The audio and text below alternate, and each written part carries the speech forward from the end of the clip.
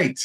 Good morning, good afternoon, and good evening, wherever you may be. Thank you for joining us. Another episode of Catching Up with Jacob. And here he is on the other side of the Atlantic, Jacob Prash. How you doing, Jacob? Blessings in Jesus, dear friends. Wonderful to be with you.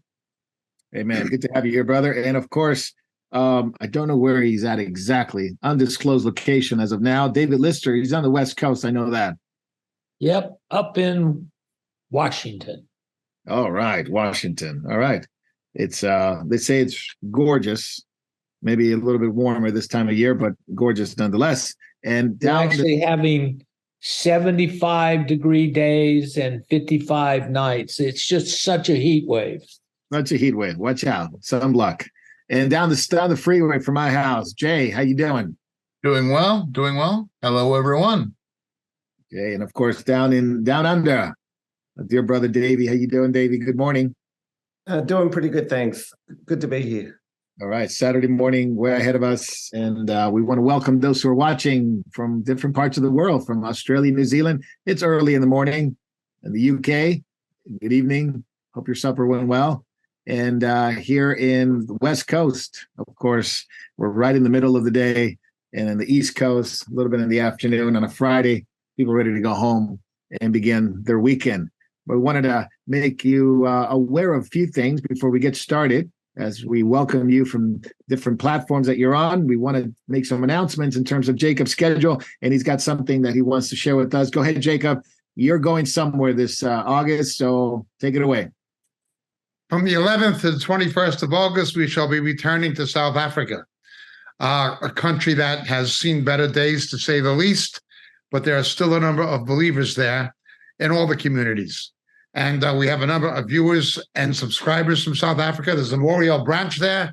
And Ebion is still an ongoing mission project in South Africa.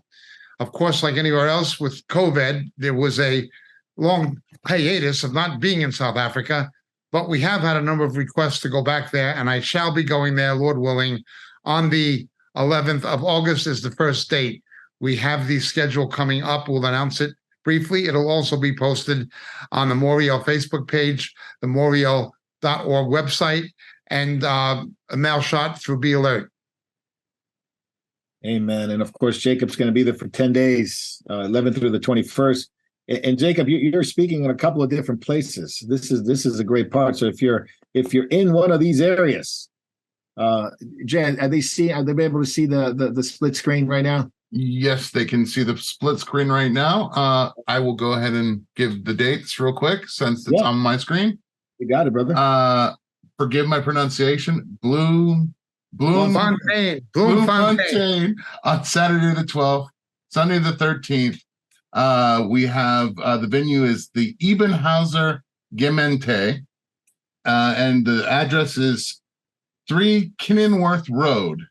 All right. On Monday the 14th through Tuesday the 15th in Johannesburg, we have the Andijberg Gemeente at 17th Lawley Avenue in Northcliffe. On Wednesday, the 16th to the 17th, Port Elizabeth, the Collegiate Girls High School at Ivy Leaf Hall, Main Security Gate, Kestrel Street, Parsons Hill. And on Saturday, the 19th, in Cape Town, the Oakdale Club, 80A Bloemhof Street in Belleville. And those are the venues that Jacob will be at. That's awesome. So They will be posted on the Moriel website and social media platforms. Yeah, so about seven locations. So if you're anywhere in Bloemfontein, Joburg, Port Elizabeth, Cape Town, drop what you're doing, sell your shirt, go get an Uber. I don't know if they have Ubers there, and go see Jacob Prash there. So that's going to be coming up. So it'll be exciting, Jacob. You haven't been there in South Africa in a bit, right? It's been a while. Since before COVID. Okay. So I'm sure glad that they'll be seeing there. And then, of course, Mike, greetings to Mike, and greetings to the believers there. Also, David Lister, you're not in South Africa, but you are in Washington State, just up north from here. And politics are no different, but you're there sharing and ministering to people. Where are you at this week, and where are you going to be this weekend? You're muted. Oh, we got David muted. Let's get him back on. There we go. There Sorry. we go. That's all right. I'm in Bellingham, Washington. This is the last 2 days of the drive. And we'll be going back to Portland, where we're going to get with a number of people that for a last night on Sunday, get a final little get together. Met some very interesting people and characters and people that really desiring the fellowship that don't leave till midnight, man. They just don't want to go, so it's just what I understand it, So we're glad to do this. And so I'll soon be heading home. So prayers for travel mercies. Amen. Amen. So you've been on the road for a little bit now, right? A week and a half or so? 16 days today. 15 days today. Oh, so it is 2 weeks, more than 2 weeks. So that's awesome. Praise the Lord. So don't miss David, and the believers are being very encouraged. So praise the Lord for that. And we also want to let you know, not only does Moriel travel to different places, but we're also on podcasts. And I'm going to turn it over to Jay. Jay, you have the schedule for this coming up on our podcast schedule, found everywhere. And as I always make a joke, Jacob's probably in more podcasts now than Joe Rogan, but you can be the judge of that. Go ahead, Jay. All right. Well, for some reason it's not working, so I'm going to have to go to the actual PDF. Give me a second. No worries. Podcasts are very popular, actually. In a lot of ways, people prefer it because they can take it anywhere, and they can download it to their phone on their iPad. They can share it. Lots of things you can do with it. It's a wonderful thing, and we endeavor to get more podcasts on the schedule coming up for the end of the year into next year. Jay, you got it? Yes. So to begin with, I'm going to start, since we're almost done with July. I'm going to start on Tuesday, the 1st of August. We have a Bible study with Sandy Simpson, 1 Corinthians 4. On Wednesday, we have Ken's Corner, episode 20, dropping. On Thursday, August 3rd, we have Jacob Crash's midweek Bible study, the book of Exodus, part 1, introduction. You don't want to miss that.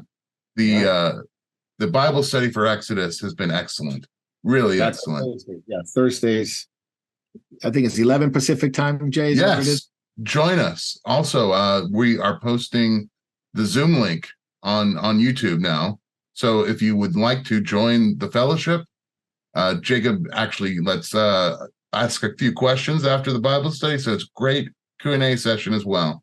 On Friday, August 4th, we have Friday with Jacob, Preparing for Persecution, Part 4.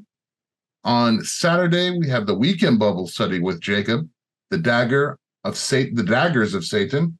On Sunday, we have the Sunday Morning with Pastor Marco, the Book of Colossians, Put on Christ, Part 5.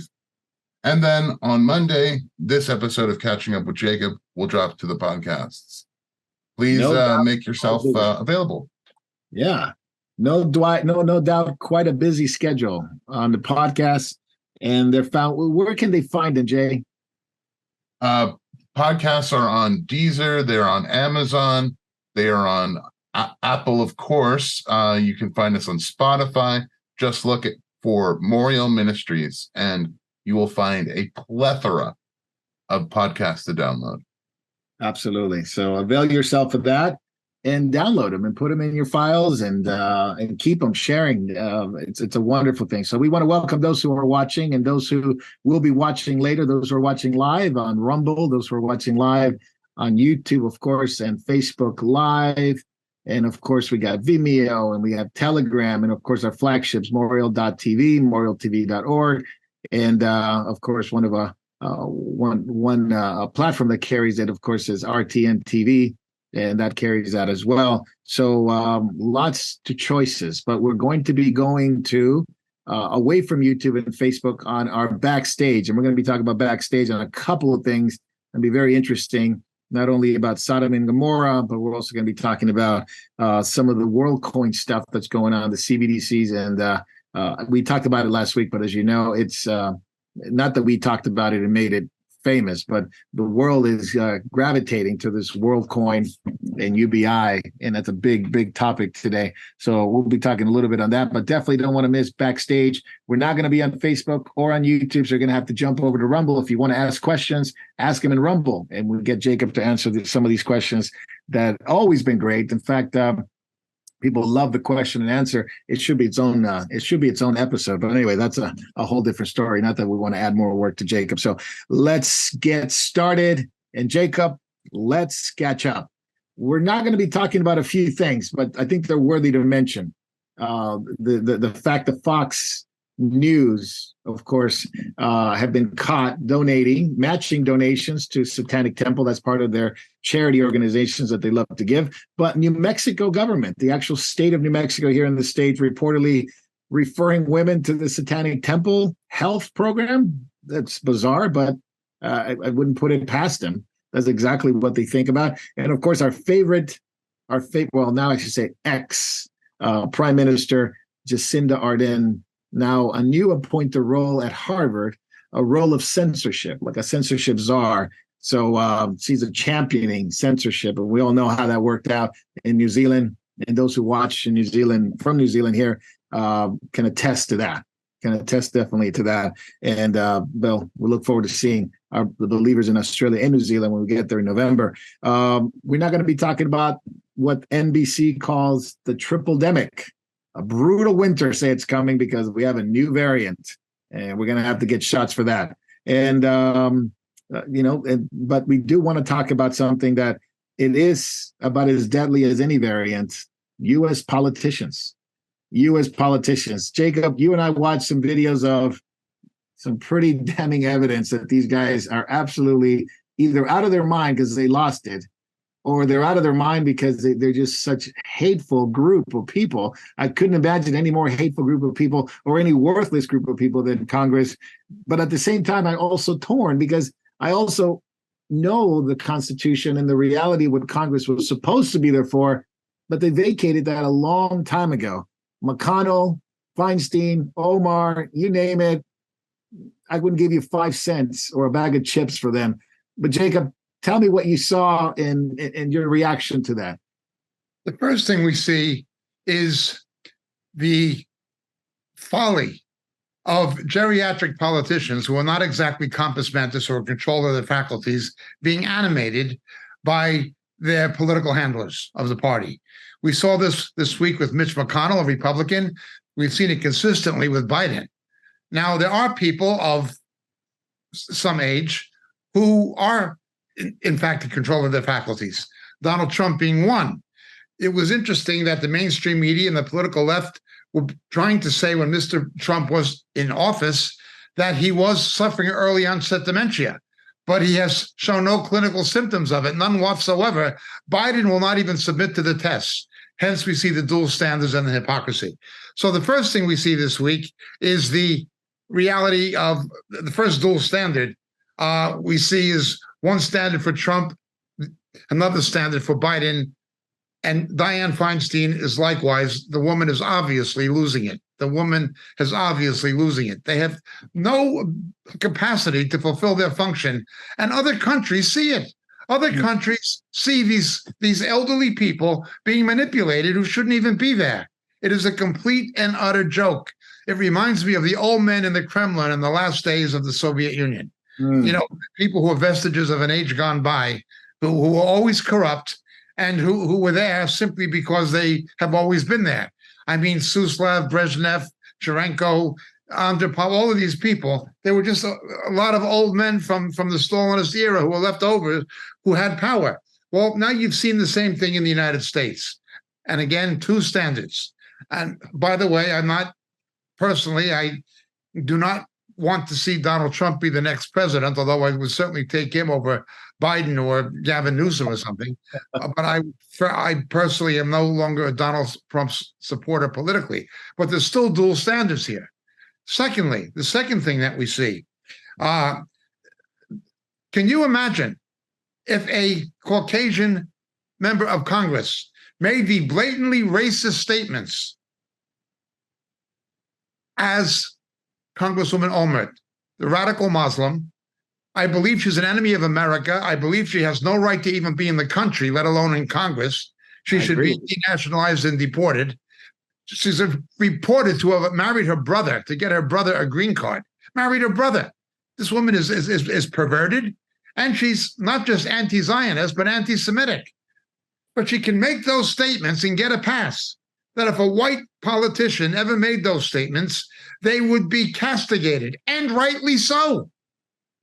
But because she's a woman, and because she's a Muslim, and because she's black, she gets a pass. Utter hypocrisy. Now we see this week, they're going again for further indictments of Mr. Trump and some of his staff. How can you try to indict somebody for things they were already impeached for and found not guilty? Yeah. This is utter desperation. These are creatures of the swamp. They are swamp rats. They are the rats of the swamp, both Republican and Democrat. You have Republican swamp rats who want to preserve the swamp. I mean, Romney, obviously. Yeah. John Cornyn from Texas is another one. These are rats of the swamp who are trying to preserve their contaminated environment, that is Washington, inside the Beltway. The mainstream media, they are swamp rats trying to preserve the swamp.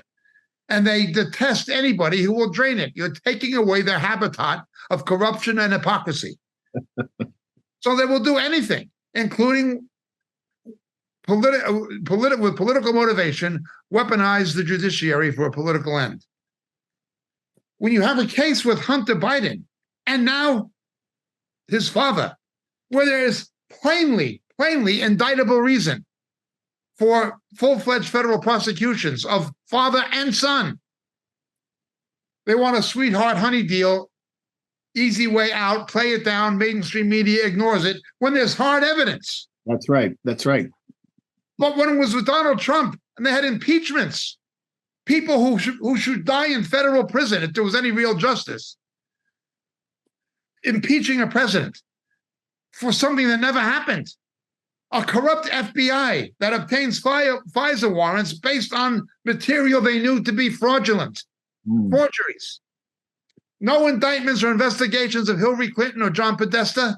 Why are people like Comey not an indictment, or Strzok or these other people? Why were they not indicted? Even Mueller, who's no friend of Donald Trump, couldn't find anything. Yet you had these ridiculous women on The View speaking about it as if it was a fact. You had Rachel Maddow speaking about it as it was a fact. You had Chuck Todd speaking about it as if it was a fact. John Scarborough speaking about it as if it was a fact that it never happened. But when you have something that definitely did happen, everybody knows it happens, including a serious federal weapons violation. Yeah. There's no indictment. There's a sweetheart deal. Sweep it under the rug. Forget about it. This is just corruption on steroids, hypocrisy on steroids. And what troubles me is there's enough people who will remain apathetic and enough people who are still stupid enough to vote for corruption, to preserve the swamp. They're on the side of the rats. The rats want to preserve the swamp because that's their habitat. That is how they survive. And they don't want anything threatening their habitat. No, very true. Hey David, did you see Feinstein? You know, she's being told by her aide, just say yes, just say yes. And of course, McConnell's lost it, and he's 81 now. But the charges against Trump, as Jacob was talking about, what do you think about all this? What's your take on term limits on politicians, drug testing them? And of course, what in the world are they going to do if Trump gets arrested, which could happen next week? We lose David? I think you're muted, David. The only time we have seen term limits is when Congress imposed them in on the presidency. They'll never impose them on themselves. They love, once they get into the club, not ever being put out of the club. And so now you see people like Feinstein, who has basically been controlled by her handlers for a number of years. And so I wouldn't be surprised if she doesn't run again unless they have somebody else that they can put in there. But I lost hope decades ago of considering term limits. It's always been like this. My congressman is the best. It's all the others that are the problem. And that's the way people vote, because those congressmen are bringing money into their districts and everything. So as long as money is the center of these things, of Congress and power and greed, there isn't any hope for good politicians. They're handling her, telling her what to vote, got her in the seat till they're ready to find the right person to replace her. And so, like Biden, he's out of it. McConnell's out of it. But they say they're fine. Whether they give them drugs, pump them up with new blood, I don't know what they're doing to keep them animated. But That's the right word. Really sad. And young people are saying we need the old generation to step away, because they're ready for something else, but it'll probably be worse. Yeah, I was going to ask you this. Okay, you get rid of the McConnells, the Feinsteins, they're older, they can't function. What's behind it? Omar, Talib? I mean, what's the future? You'll get even more liberal, because the young people want the liberalism, thinking that it brings them freedom, when actually it will bring them slavery. The slavery, yeah. Jacob, you got this 60-page indictment filed by Jack Smith, who's the prosecutor, of course, yes. And he's even adding that to the defendant, the maintenance guy, Carlos de Oliveira, and I don't even know what to tell you, because it's so deranged, it's so crazy. It's basically, well, they got him for alteration, destruction, concealment, and selling of evidence. What will happen if he gets arrested? I mean, I'm sure the media is going to be front page. Obviously, this is a case where you take somebody who, these things are not even within his brief. He was a maintenance man, a working guy, and you bring these things against him that he probably only partially understands, does not see himself as guilty of anything, and his lawyers will advise him, they hope, to turn state's evidence, to give some testimony against Donald Trump, his former boss. That's the hope. This kind of prosecution is politically motivated intimidation of a simple man, of an ordinary person, somebody who's not a professional politician. That's what it is. Again, but it reflects their desperation. The rats need to preserve the swamp. They have nowhere else to go. That's their habitat. Without the swamp, there'd be no reason to have MSNBC or CNN. Without the swamp, there'd be no reason, there'd be no raison d'etre for people like Nancy Pelosi or Chuck Schumer or Mitt Romney. They need the swamp. It's their habitat that's under threat. What would you do to protect your only home if you have nowhere else to go? Well, that's what they're doing. Yeah. And that is exactly what they're doing, politically weaponizing the judiciary for this purpose. Yeah. What would you think it would happen if he gets arrested, though? I mean, the people would react to this. I would imagine some form of protest would happen. I mean, this is by far probably the most damning thing that they've ever done to any president. The Rasmussen, Freudian slip, the Rasmussen poll from yesterday said that most voters do not think it'll make a difference. The establishment are hoping it would make a difference, but they can only control the public to a certain degree. They can't control all of it. Very true. Now, from one thing to another, right? So we're going to move away from the political swamp to something that the political, members of the swamp want to promote, and nothing like this have I seen. And I've never seen the fear mongering. These are some of the statements from the White House, from Biden, from the media. Hell on earth. Test the limit of survival. Record heat ever recorded on Earth. Of course, Biden goes to Phoenix and basically first ever hazard alert for heat ever done. And he's talking about painting your roof white. He's talking nonsense. But at the same time, he wants to minimize the use of air conditioning. He wants to take away generators because it's a big issue with climate change. And this is the big thing now. Climate change, climate change. Look at the heat. Look what's going on. Record heat ever recorded. Other nations have done it. Australia, I think, is a big proponent of this, especially Andrews down in Victoria. But it's where is this climate change hysteria going? Are we heading toward climate change lockdowns? Well, they would like to, because it's like the pandemics, they are means of political and population control. You can get away with things in evasion of democratic process and procedure by declaring emergencies. Yeah. This has always been done with wars, with dog wagging, as it's called. It's been done with pandemics. Now they'll do it with the environment. It's just the government looking to autocratically and dictatorially seize power without any accountability to the electorate or their representatives by saying it's necessary due to a manufactured emergency. You mentioned Australia. Australia is largely desert. I've been there many times. I've been to Alice Springs. I've been to places in Australia many Australians have not. That country, it seems to me it's mostly desert per square mile. Not all of it, but most of it certainly seems to be, from what I've seen, and I've seen a lot of Australia. Okay, United States, well, the Southwest or Arizona, it's a desert. Southeastern California is the high desert. So when you get to Palm Springs, it's desert, Death Valley. Death Valley. They call it Death Valley for a reason.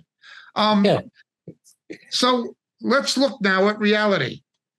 I was in Eilat, Israel. I lived in Israel for a number of years, and I was in Eilat, not Israel, and I was in Ein Gedi, where King David hid from King Saul in the cave of Ein Gedi.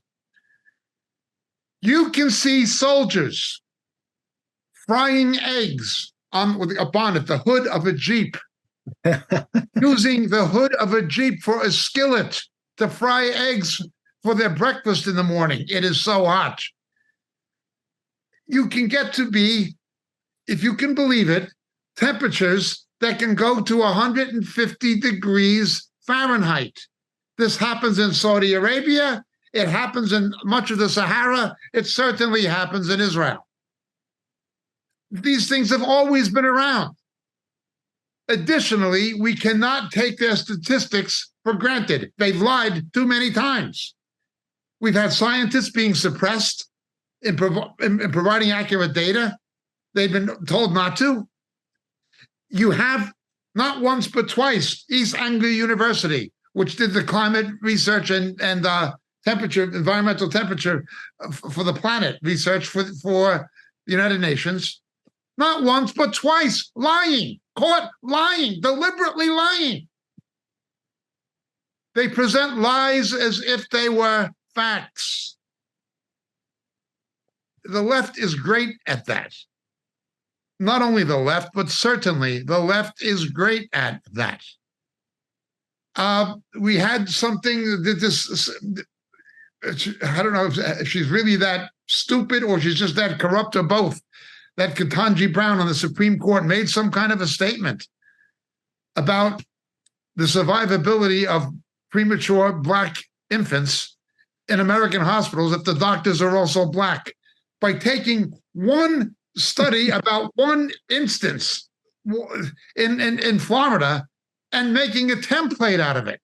But when you look at the overall statistics, the survivability rate of Black infants is just as high as Caucasians. I mean, they have no problem distorting statistics and interpreting them dishonestly.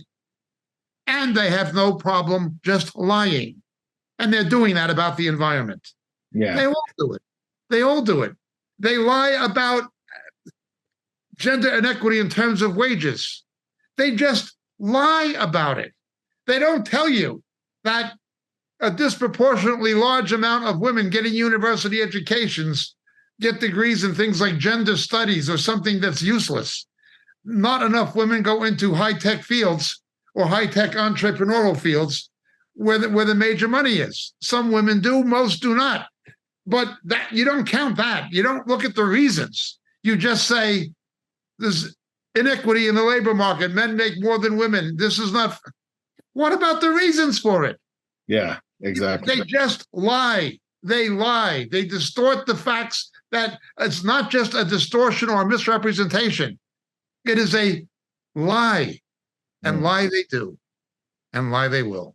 Yeah. Hey, David, I wanted to ask you this. In the midst of all this, Biden creates a new permanent Office of Pandemic Preparedness and Response Policy, which is crazy, long acronym, basically signaling something may be done regarding, heat waves, maybe another pandemic.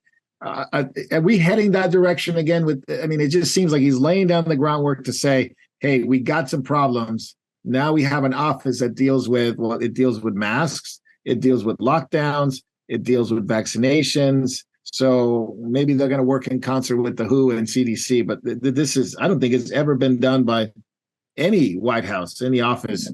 What are your thoughts on that? Well, of course, they're getting ready. We've been talking here for a couple of years on the events that they've got planned for us as far as total lockdown of people from moving around the world, for getting rid of planes, everything that everybody mocked AOC about early on the environment. That's the agenda. They want 15-minute cities. They want to have you a passport, ID. All this is coming. So this is just, again, setting groundwork. Oh, we're being prepared. We know bad things can happen. So it makes them sort of look like they know what they're doing. But just like Jacob talked about the East Anglia University being caught twice for lying. Look, Al Gore's hockey stick of how hot it got, that was a total fabrication. A lot of the facts there were debunked.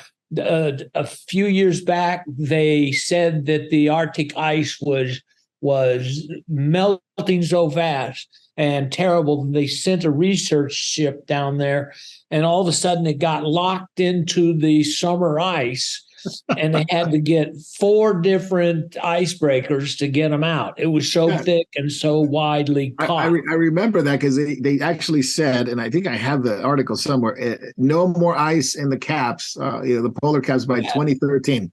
No more ice by 2013. Their predictions is basically, if you have been following environmental lockdown, what they're trying to do and what they're trying to propose is basically they want to be able to control the people. And one way is to scare them to death that all these people are going to die from this heat. Well, in the American South, we know in the summertime it gets hot.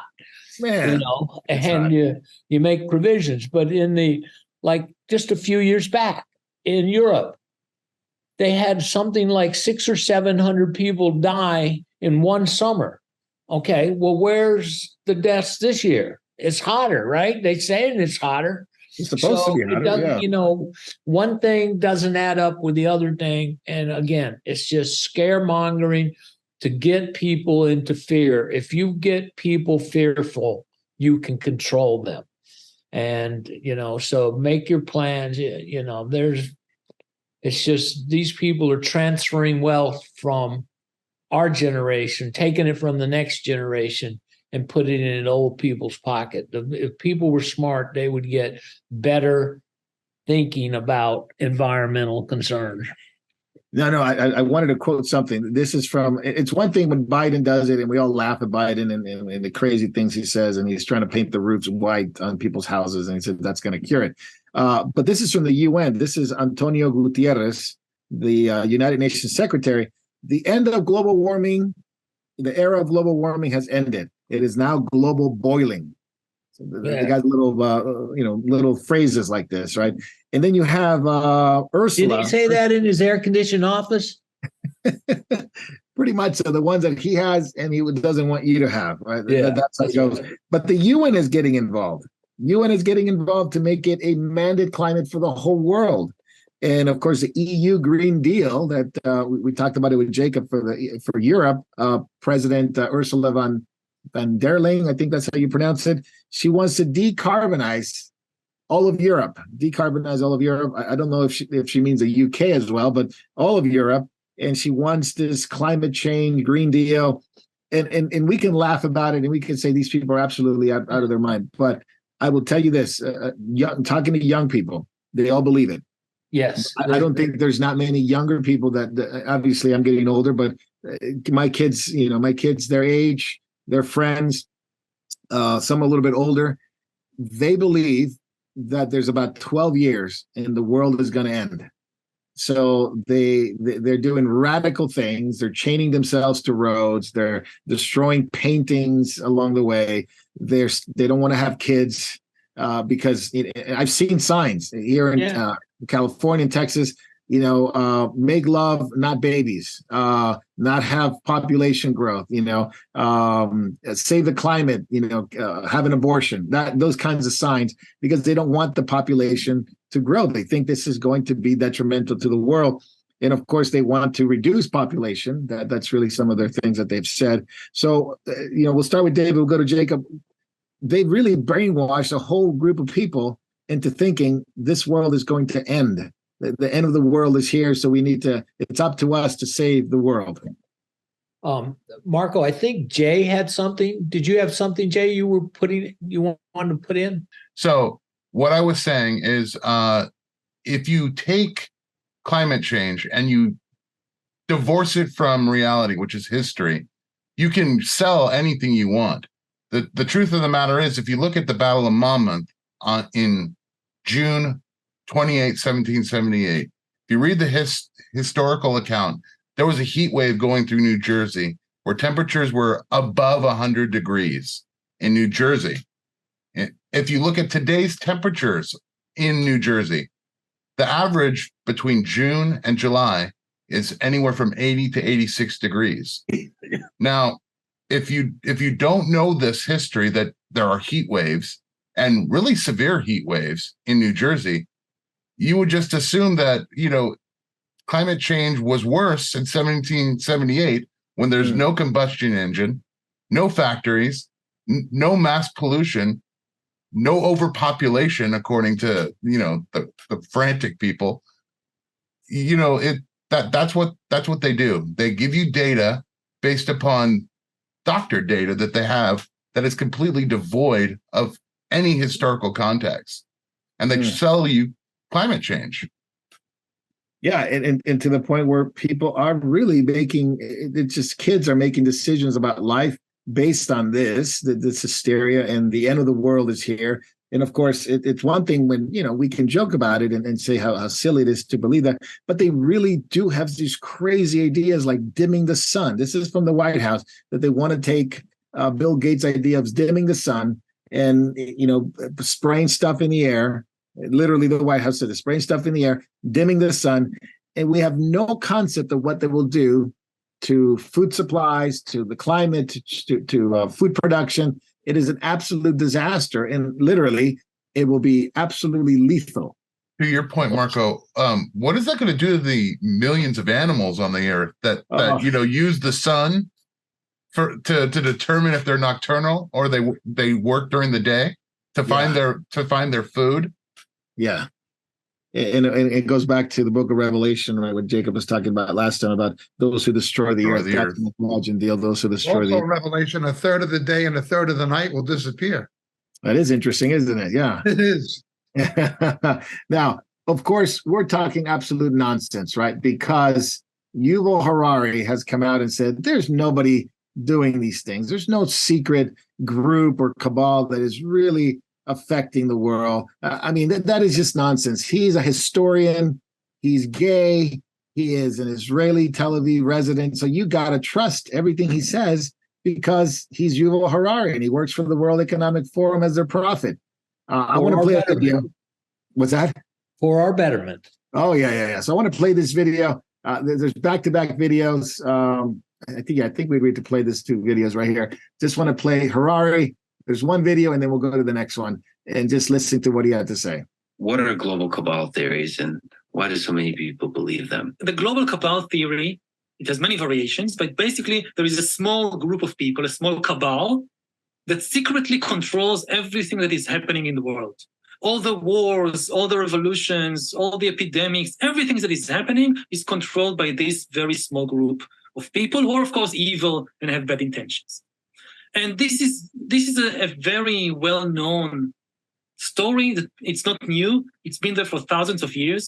It's very attractive because, first of all, it's simple.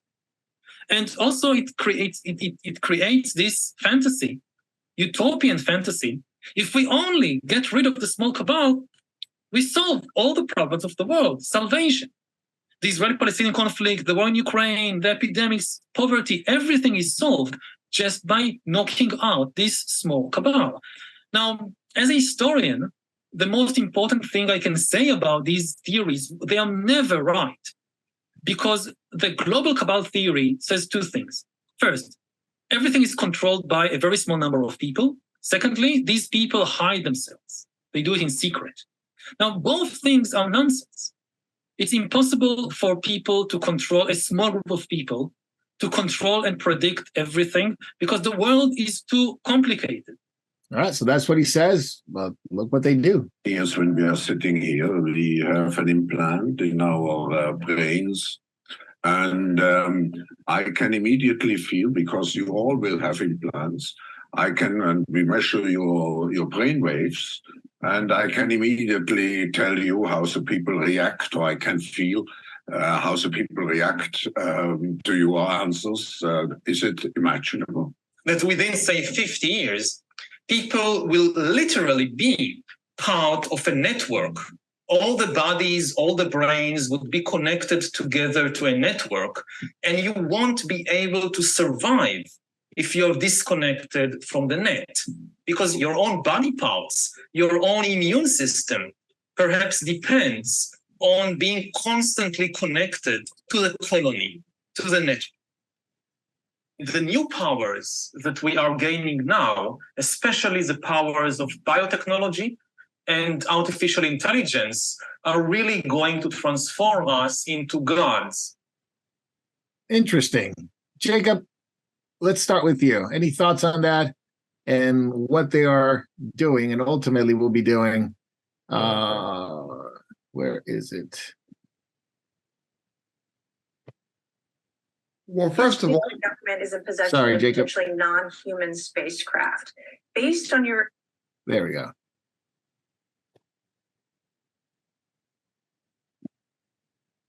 First of all, Moriel has always warned about conspiracy theories, and we've particularly warned about those who are referred to in Isaiah chapter 8, who attempt to make what amounts to conspiracy theories into a matter of biblical end-time prophecy or discernment.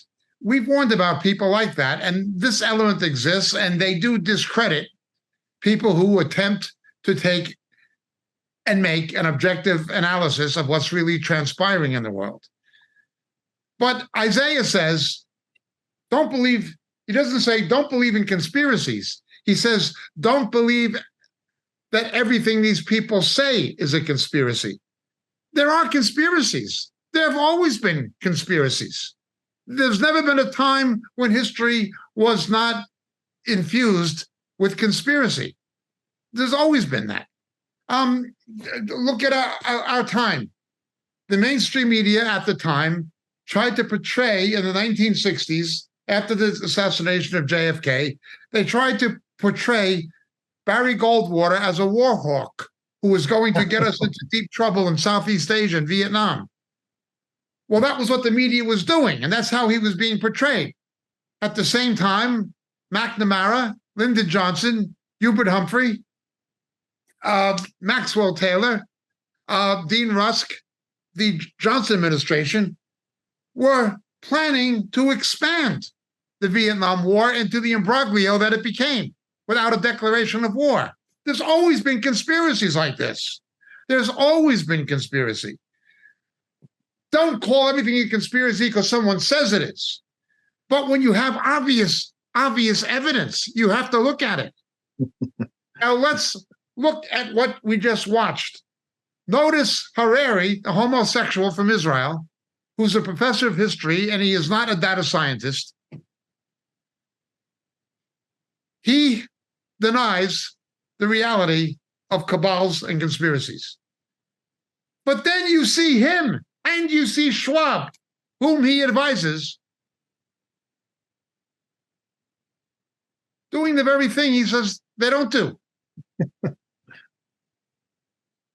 You've got to be absurd to pay attention to people like him. My concern is, as David Lister's pointed out, the young people. They subscribe to it. This is what happens when you have a school system and a teachers union that's a political campaign fund for the Democratic Party, and a school system that is not there to educate but to indoctrinate. That's right. That is not to teach people how to think, but what to think. They believe in global warming, which is simply a diversion away from the real issues of conservation and pollution, which are valid issues. It diverts away from that.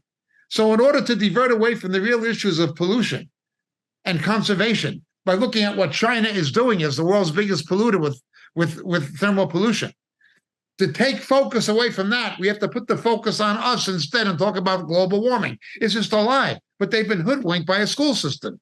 They've been brought up to believe it, and they've been brought up not to question. It's very much, it's very much like the Soviet school system, which was basically there for reasons of propaganda and controlling the minds of youth. The Hitler Youth were the same way. You had the Hitler Youth, you had the Stalin Youth, and now you have the Biden Obama Youth. It's the same thing. It works the same way. That is the reality of it. If somebody was taught how to think instead of what to think, they would say, wait a minute, why did we not have epidemics and pandemics like this before? Why do we need these new regulations and suspension of democratic freedom to cope with a pandemic? Why weren't they around before? The last one was the Spanish flu in the early 20th century. That killed a lot of people, but medical science and immunology was not nearly as developed as it is now. Why didn't it happen before?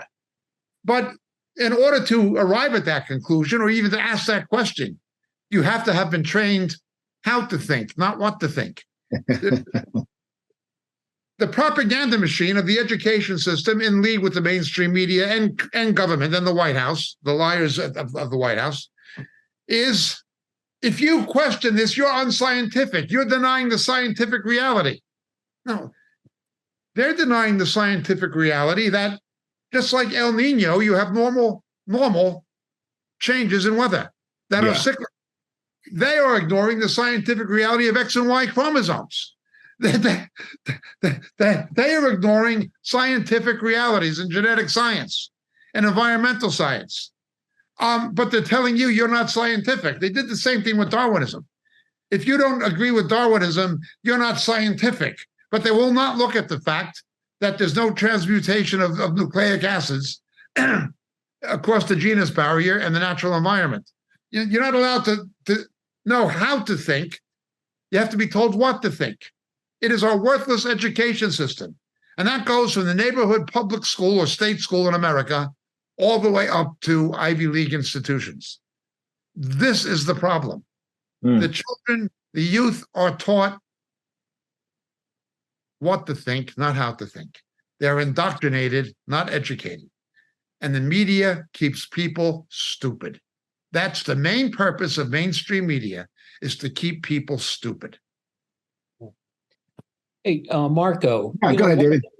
One thing that I see that the Democrats do on all this is virtual signaling.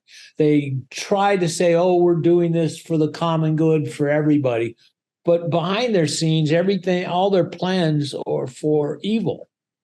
And people can't distinguish. It's like when we're told to watch out for wolves as Christians. We're supposed to reach a point in our Christian life where we're mature, we're able to distinguish between good and evil and right and wrong. But the world is totally lacking in discernment, and even though they're getting fooled over and over and over again with the same virtual signaling that this is for your benefit, this is for your good, this is for the common good. But in reality, they're doing what is evil. and people can't distinguish, can't discern. No. Led to the slaughter. Yeah, they can discern.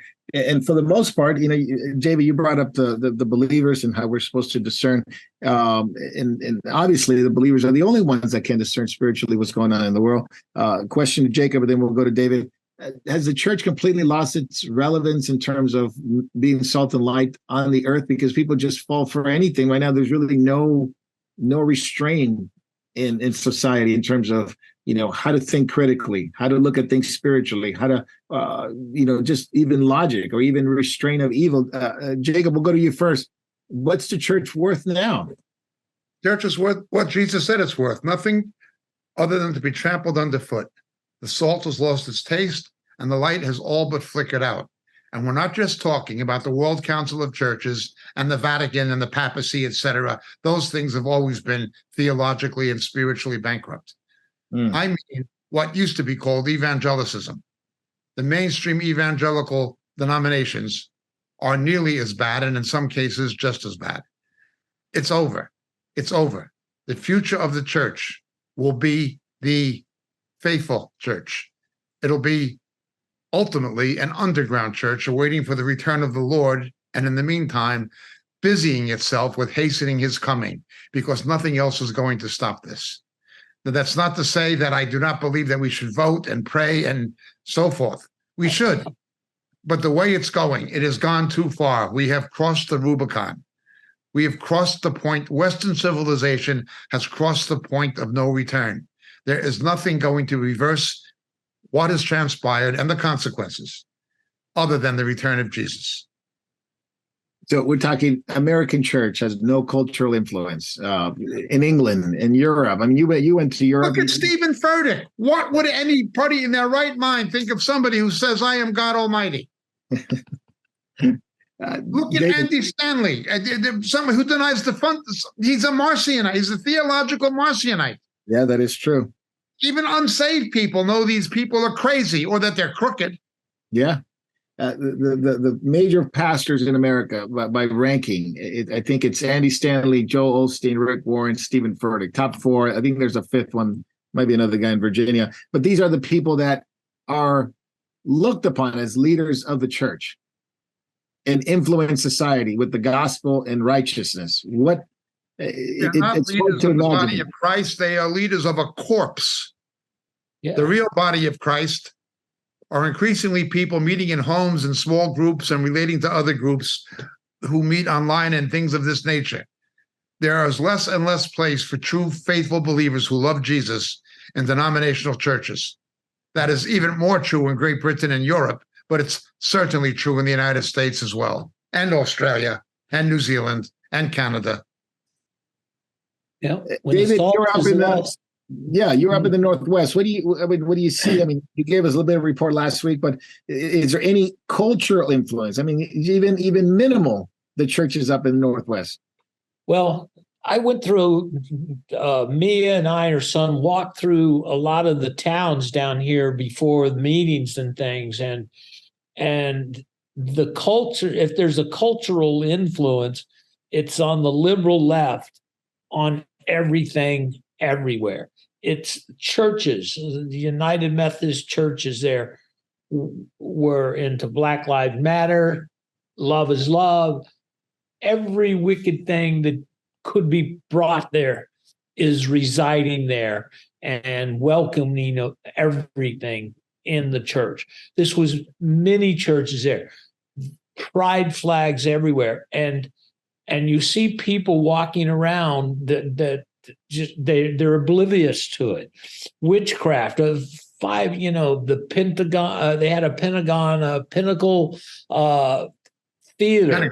Pentagram, yeah. Everywhere you could go. It's just there's no good. When the salt has lost its saltiness, it's only good to be thrown out and trampled underfoot. Question. Yeah. Here's a question.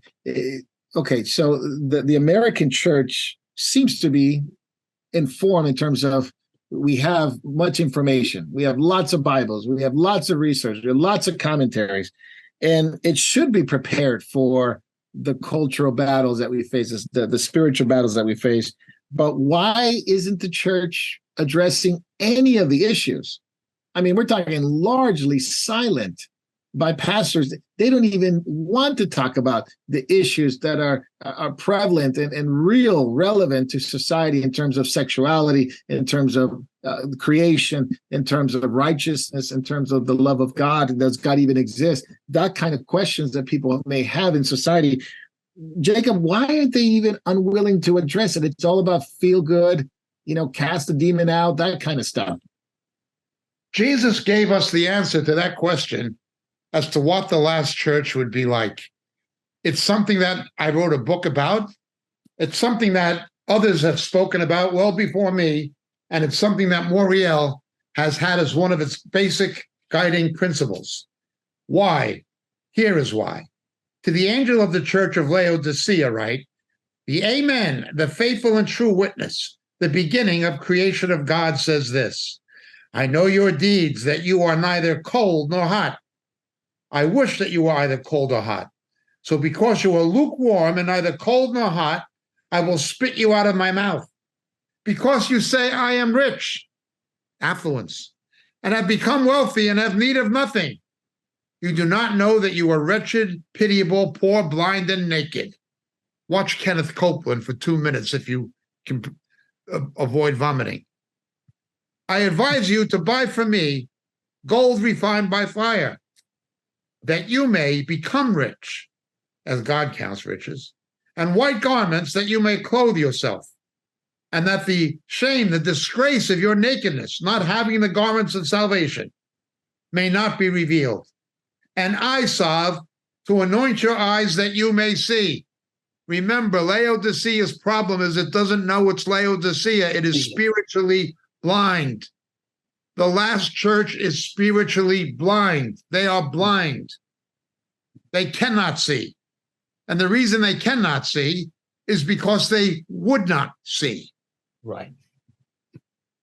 Yeah, exactly. Any thoughts on that, David? I'm moving to the next subject. But just real quickly, the millions upon tens of millions that are in churches today are following false teachers that are blind, and they're both going into the ditch, and they don't even know it. Like, you're so right, Jacob, on the blindness that's happening. They can't even see. Because they would not be able to. There's none so blind as those that don't want to see. That's right. So Jacob wrote a whole book on it, The Dilemma of Laodicea. I think we got some videos on it. I think we're going to post one of them on Tuesday. So great point, Jacob. And I wanted to bring this up because of just some of the major deceptions that are coming in the world and are coming to the world. Happening already, but coming to the world, and the church won't be able to discern, but won't be able to lead anybody to righteousness, as Daniel chapter 12 talks about. We ought to lead people to righteousness, and this is by far probably the most outlandish things that I've heard. But this is what's happening now. According to a whistleblower, he is of course, a intelligence officer, testified before the Congress, before the House Oversight Committee, that not only are UFOs real, but basically under oath, the government has non-human bodies that have been recovered by the government from crashed crafts. This is not an episode of, some sci-fi series. This is legitimate. This is before a House of Oversight Committee. David Grush testified. They have them. They're biological, non-human. This is, of course, on top of what the Pentagon said, what other Congress hearings have said, that the UFOs are real, that we have them. Now, this is about to make every conspiracy theorist and sci-fi, devotee go absolutely crazy. See, I told you so. I told you so. But it also creates a big problem. If there is a revelation of alien life of some sort, which will obviously be the ultimate deception. Jacob, what are we up against here? If the governments of the world, plural, come out and said, yes, it's true, we have them, we did it, and we have to rethink the way our society and not creation, but the beginnings of humanity.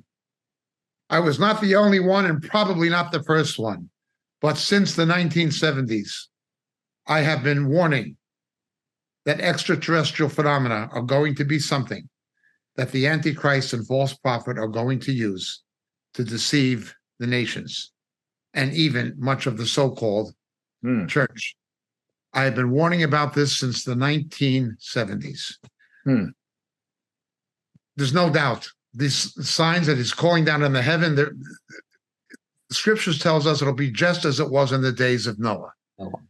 The final straw that broke the camel's back was the Nephilim when they procreated with human women. Now, I know there's conspiracy theorists saying all kinds of crazy things about the Nephilim.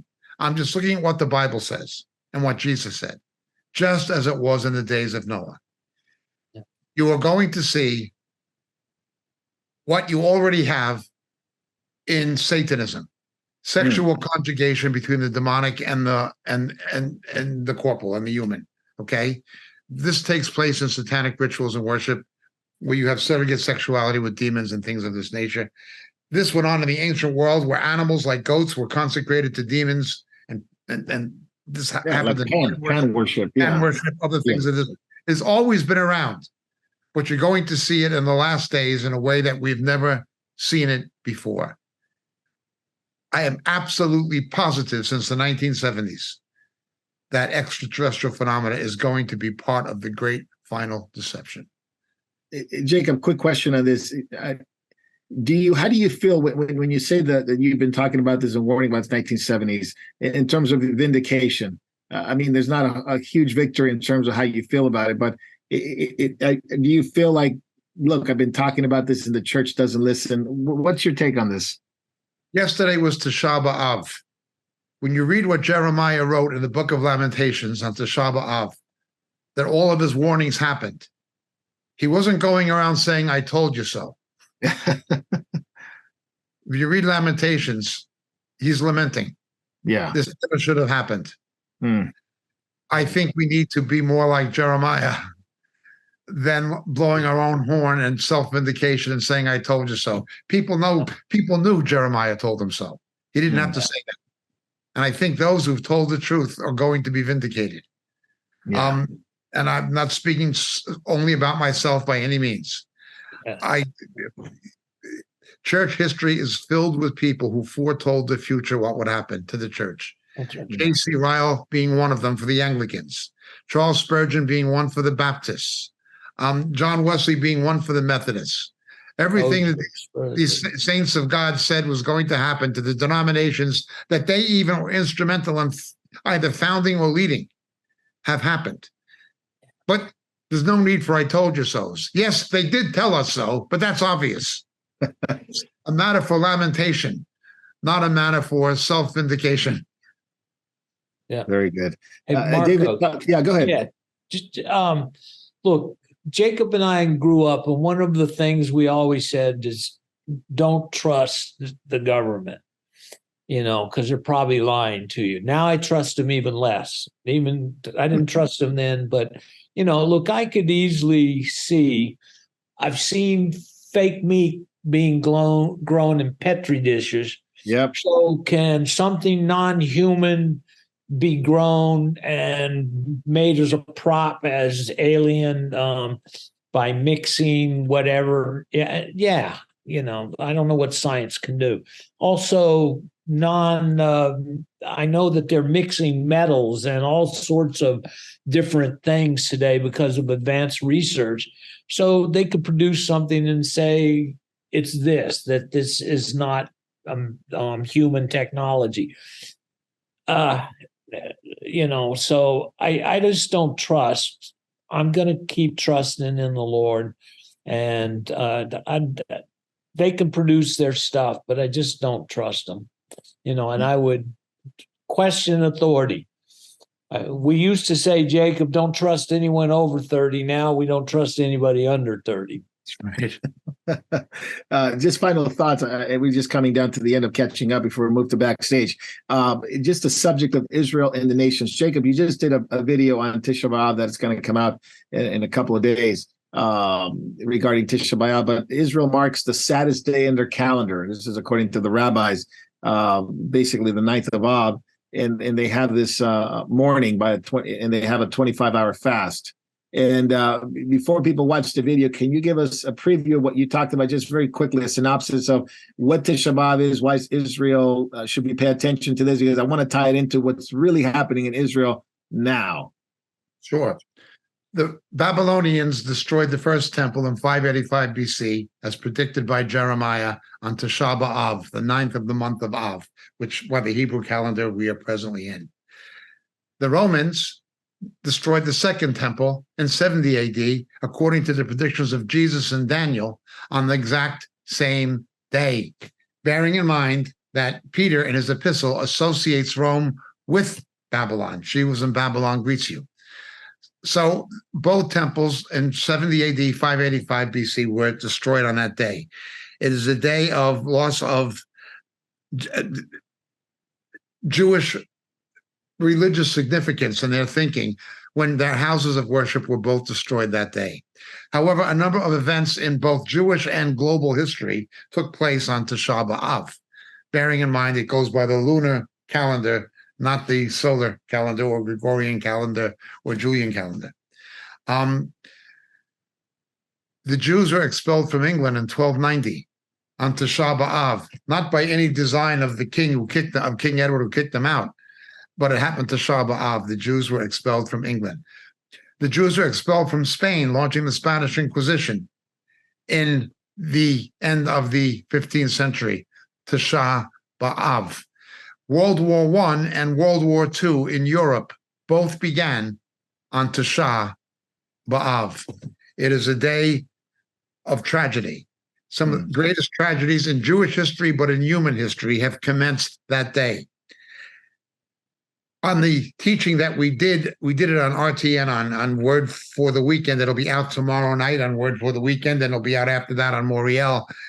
I apply what happened to Israel and the Jews on Tisha B'Av to what's presently happening in the Western Church, most particularly in Great Britain at the present time, due to certain constellation of events transpiring in the United Kingdom. So that is it. It'll be on Moriel in a few days. It'll be on RTN tomorrow. And it's Tisha B'Av 2023, United Kingdom, Great Britain. Very good, very good. So get a hold of that. It's speaking of Israel and what happened then, but what's happening now. Jacob, real quick, I know we got to finish catching up. Many headlines. Israel's on the brink of civil war. This is only the beginning. Mossad chief warns that he's not gonna be on the wrong side of history. Heart condition for Bibi. He's had to have surgery, cancel some trips. He's meeting with Xi of China pretty soon. They got the Abraham Accord led by Jake Sullivan putting pressure on Israel. All that happening within the Tisha B'Av season. I'm going to say it's not coincidence, but this is something that's going on in Israel now, in the brink of civil war. There's no trust in the government. Judiciary reforms have been passed on Monday. We'll turn it over to you. Encapsulate that, unpack it. Tell us what you know. Tisha B'Av also launches a 40-day period leading up to the high holidays and the month of Tishrei, which is when Rosh Hashanah, as it's called now, the Feast of Trumpets, followed by the Days of Awe and Yom Kippur take place. All of these things have important prophetic meanings scripturally for the return of Christ and for the future of Israel relative to the return of Christ. But what you see happening in Israel right now, it's not just that it's happening at this time of year, as you correctly point out. You see the Biden administration or the Joe Biden administration building on the achievements of the Trump administration. It was Jared Kushner who negotiated the Abraham Accords, and now Biden is building on it. He's so happy to denounce what Trump did until it's in his perceived political advantage to build on. Of course. Absolute hypocrisy. It's like when Barack Obama tried to take credit for killing Osama bin Laden, when in fact he denounced Bush, and I didn't like Bush, but he denounced Bush's policies in foreign and defense matters, only to reappoint Bush's Secretary of Defense as his own Secretary of Defense, a Republican. After you run against Bush and denounce what happened in Iraq and so forth, and the way Bush is handling the war on terror, you reappoint Bush's Secretary of Defense and most of the counterterrorism team of the Obama administration were the same people in the Bush administration. And then he takes credit for it, of course. Again, a hypocrite among hypocrites. But This is what's happening. They build on something that they didn't plant the foundation for, and expect you to ignore that they are building on something that the Trump administration achieved. Now, I always raise the caveat of the Abraham Accords because the Antichrist will bring a false peace to the Middle East, and it will use a combination of religion and politics and economics to do it. So the Abraham Accords can be seen as a good thing with temporal eyes, but it is a sinister thing when seen with scriptural eyes. Be that as it may, let's look at what's happening. The Biden administration has taken sides in the internal affairs in Israel. They are backing the Israeli left against Netanyahu. They want to do to Netanyahu in Israel what they want to do to Trump in the United States. Same game, same devices. It's a Biden administration interfering in the internal affairs of Israel. One of the key players in this will be Ehud Barak, former prime minister. Ehud Barak will be one of the people looking to depose Netanyahu. But that is what's happening. It is American interference in the internal affairs of Israel.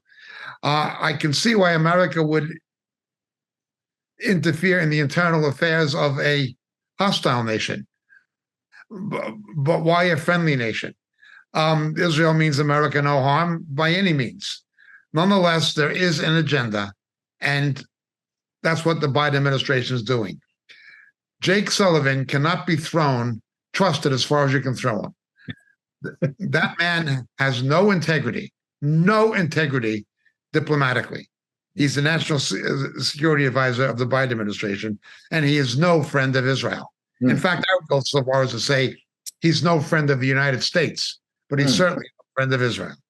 This is what is happening. Now they're dealing with the Saudi peace deal, which is a very interesting deal. It's based on the Abrahamic Accord with some Israeli-Saudi normalization deal, economic deals and stuff like that. But it's got some interesting things. Saudis want a nuclear program. They want to be oversight by the United States. The United States wants them to stop the Yemenite war. They don't want to fight against Yemen, to just let them be. This is quite a bit that the Saudis are asking for. Not only a nuclear program, but more advanced weapons by the U.S. In exchange, the U.S. wants the Saudi-Chinese connection to stop. And of course, Israel wants to build on the West Bank, which is completely against the Biden policy and administration. They even thought about, changing some of long story, but the portions of Area C to be transferred to portion of Area A and all that stuff, which gets a little complicated if you don't know the what's going on in the West Bank.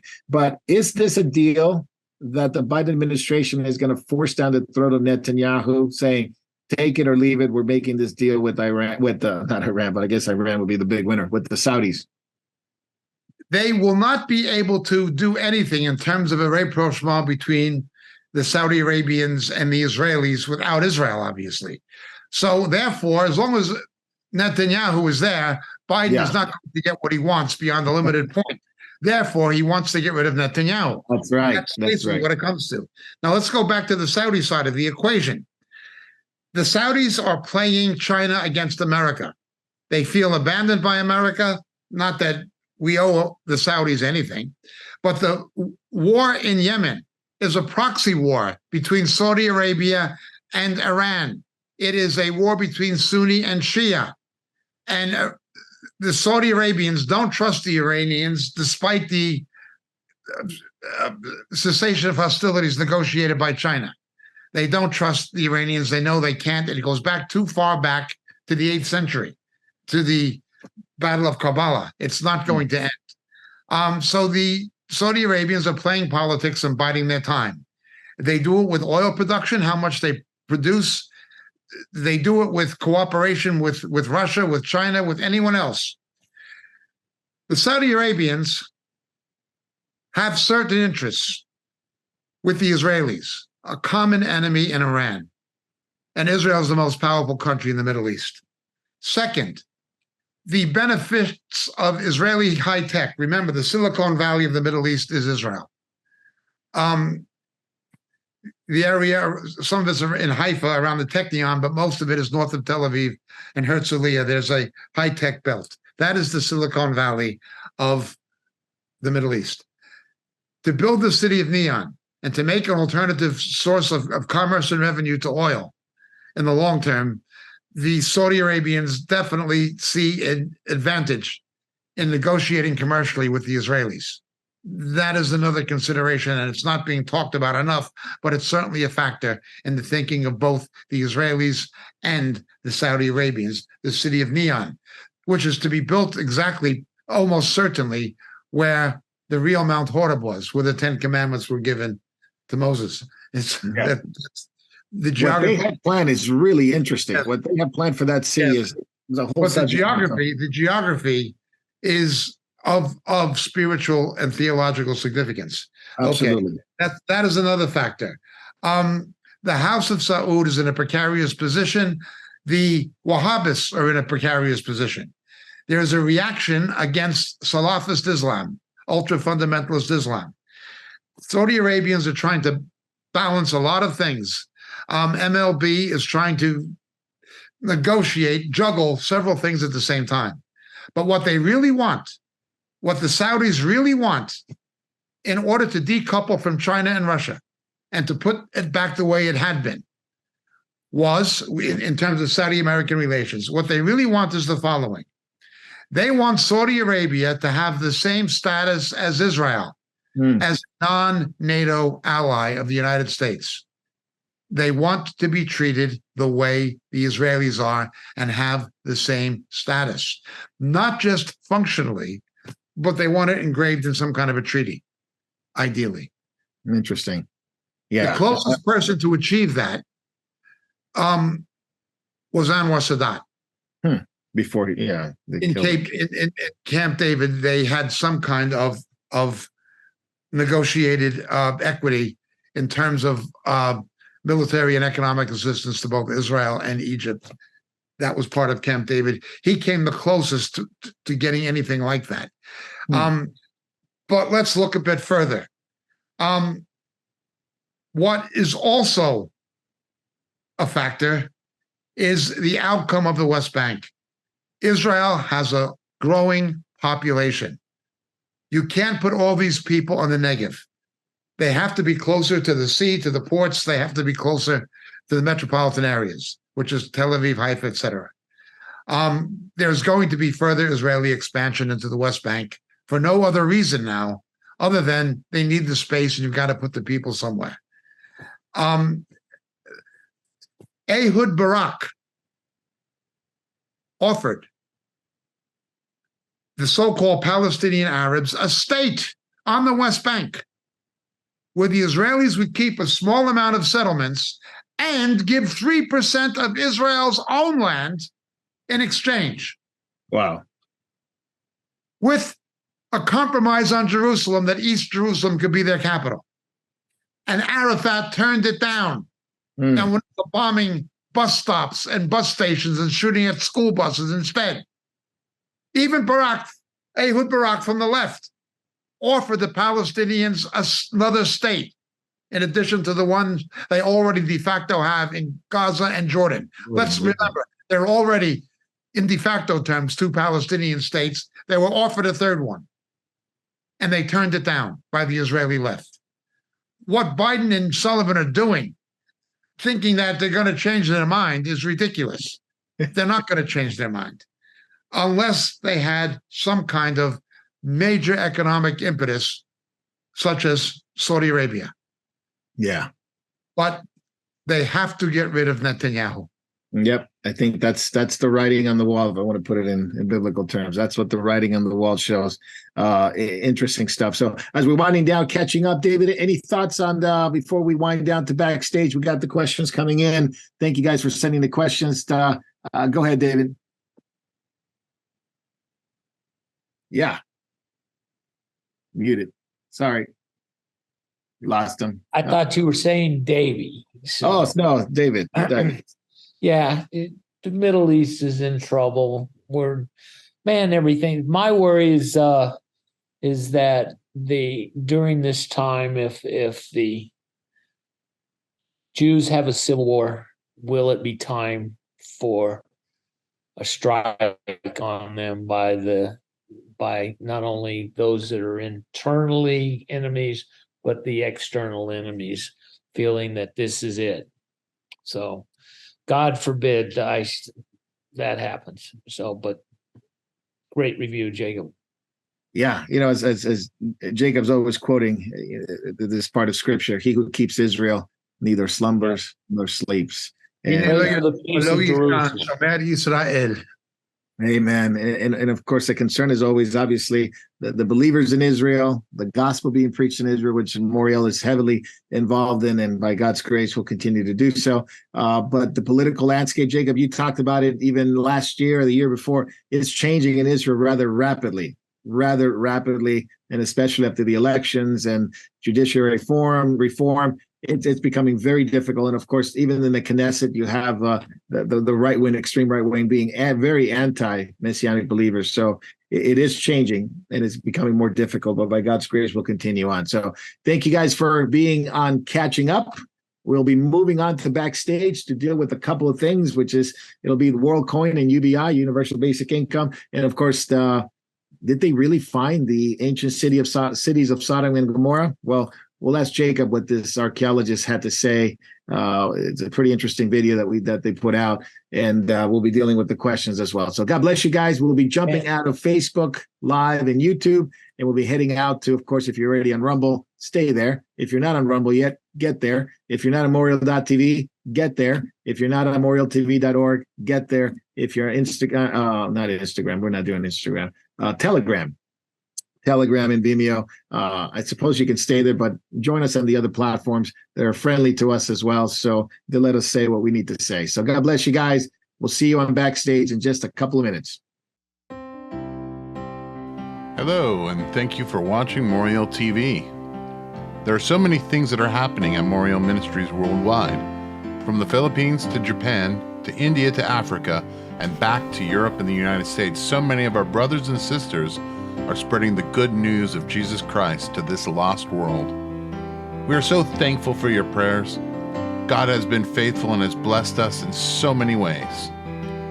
If you'd like to partner with our efforts abroad and at home, please take a moment to click the link in the description and help us as the Lord leads you. Thank you very much, and God bless.